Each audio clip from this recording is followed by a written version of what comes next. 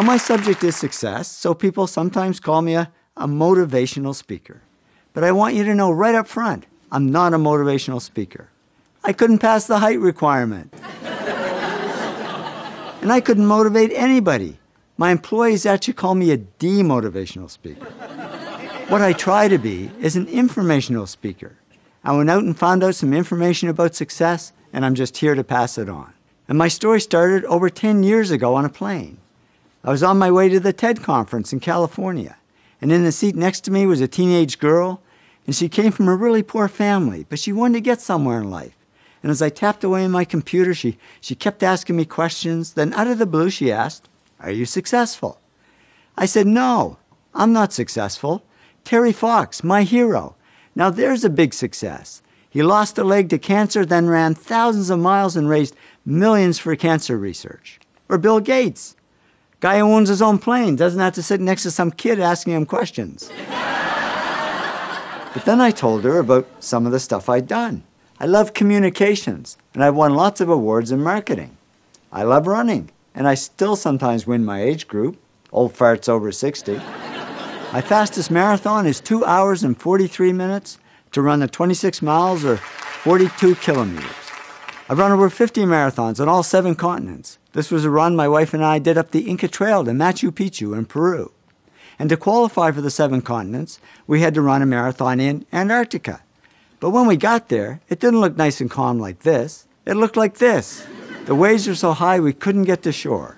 So we sailed 200 miles further south to where the seas were calm and ran the entire 26-mile marathon on the boat.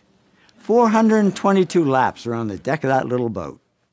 My wife and I have also climbed 2 of the world's 7 summits, the highest mountains on each continent. We climbed Aconcagua, the highest mountain on the American continent, and Kilimanjaro, the highest mountain in Africa. Well, to be honest, I puked my way to the top of Kilimanjaro. I got altitude sickness.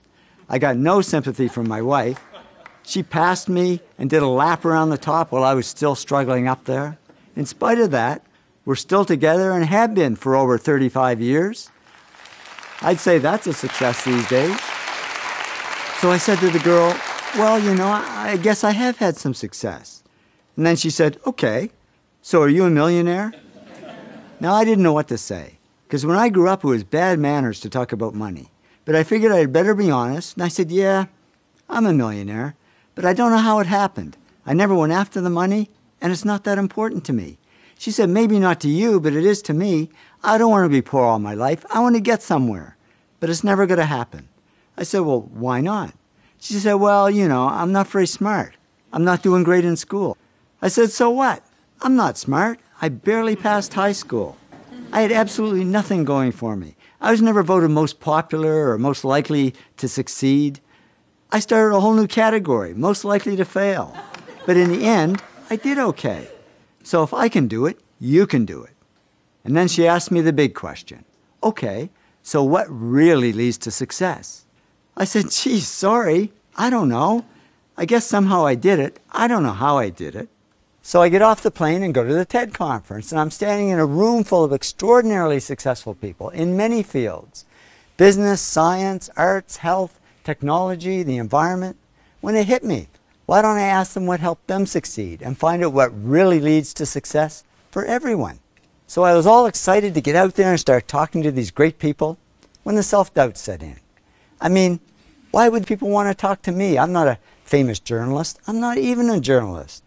So I was ready to stop the project before it even began, when who comes walking towards me but Ben Cohen, famous co-founder of Ben & Jerry's Ice Cream. I figured it was now or never. I pushed through the self-doubt, jumped out in front of him and said, "Ben, I'm working on this project.